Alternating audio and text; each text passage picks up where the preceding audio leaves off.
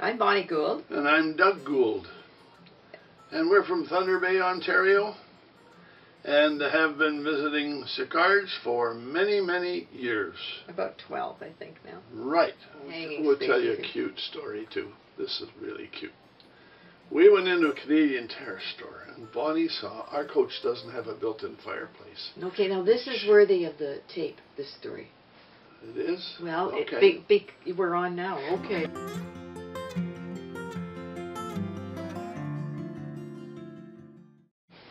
Well, I got talked into it. It took Doug about 2 years to talk me into it because I had a nice little house in Thunder Bay that finally was the perfect house. And I don't know, I wore down after about 2 years and I said, okay, we'll try it. Okay. So I said, you know what? This is way too much work for 5 years. It's going to be 10 years or nothing. So we're now in year 13. And I am happy that I got talked into it. I was married. Not a happy camper. To me, to my mind, what's important for the man in the relationship to remember is that women by nature are nest builders. And for a woman to have to give up all the treasures that she's collected over the years is a very difficult thing to do.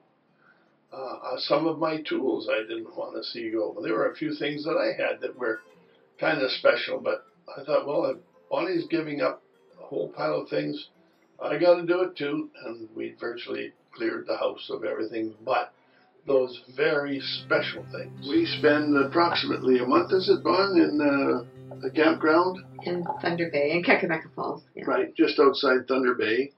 And we have a wonderful existence there for about a month while things are warming up, and we're in the business of preparing our boat. And we have a 28-foot bayliner to spend the summer on Lake Superior.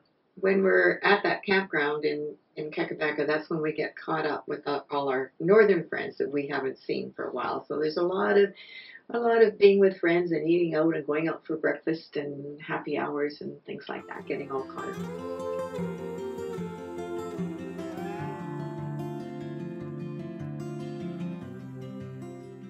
Our coach did not come with a built-in fireplace.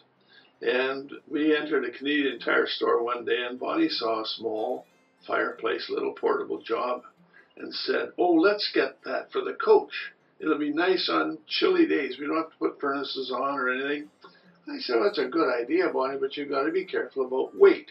You do not want to overload your coach for a number of reasons, primarily because it reduces your mileage with respect to travel. Anyway, I said to her, how much does that thing weigh? And she got to talking with the salesperson, and I said, it's about 32 pounds. I said, Bonnie, look, that's not good enough. We don't want to add 32 pounds. She said, yeah, we can do it. I said, well, what are you going to give up? She said, you're going to lose 32 pounds. So she began a diet for me. Well, needless to say, we enjoy the fireplace, and the diet just went all to pot. We had to buy a bigger coach that had more weight allowance on it. The guys going into this have to realize that the women are going to want their special little things, and you can't deny them all, or you're going to be in trouble. With the pets, make sure when you're traveling that you know where the pet-friendly spots are. We have a wonderful spot in Sebring that is very tolerant of pets, and as long as you obey the rules and take care of your pets, there is no problem at all. And our golden retrievers travel beautifully. They can be guard dogs when we want them to be guard dogs, and they're lap dogs when we want them to be lap dogs. But make sure you have a vet in both areas. It's harder when you're traveling to know where your vet is, but if you end up staying in one spot, as we do, you need a vet up north and you need a vet down south. As you do your doctors, make sure you have a doctor in both places.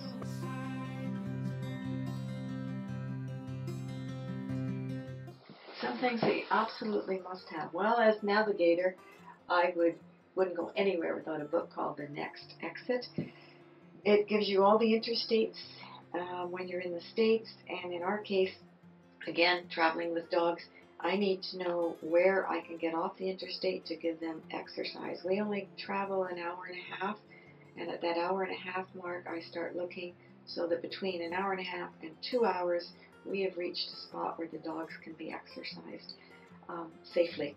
So we use the next exit in that way all the time, and also for fuel, because it indicates where you can take big rigs as opposed to just a gas station, which is not big enough for a unit like we travel. So that would be the number one thing for me as you're traveling to have. And the recommendation is that no longer than 90 minutes without getting up and taking a stretch and moving around.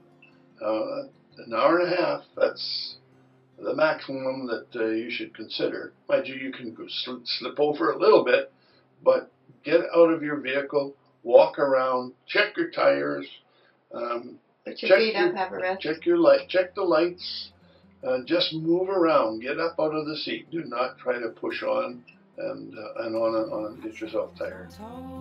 Coats and sleeping bags, I come to know the memories.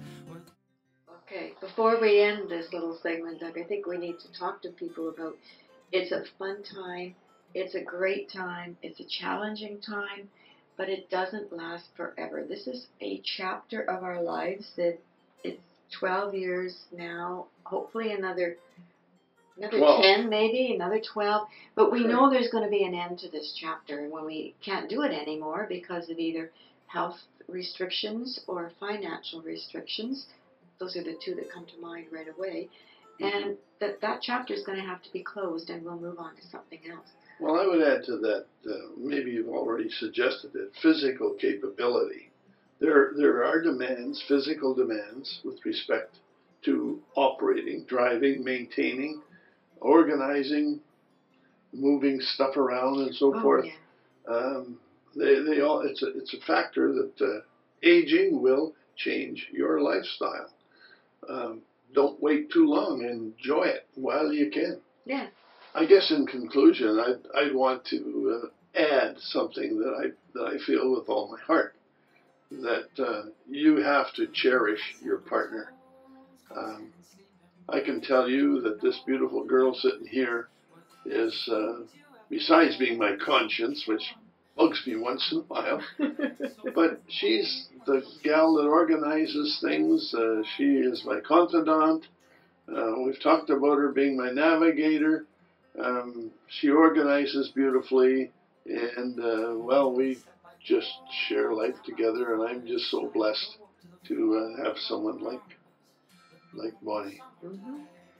And our two puppy dogs. Oh, don't forget the dogs, right? Make sure you're in love. If you're not in love, it's a lot tougher job. Oh, because the spaces are smaller. There is no getting away from the other person. If you, in your lifestyle now, retire to your den to get away from your partner, that's not going to work. There are no dens in a motorhome. So you can't do that. Just have to cope. Right, and your skills improve regularly. Yeah.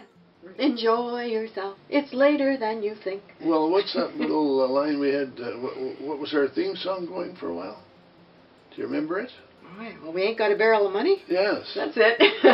We're traveling along, singing a song side by side. There we go. You can't beat it.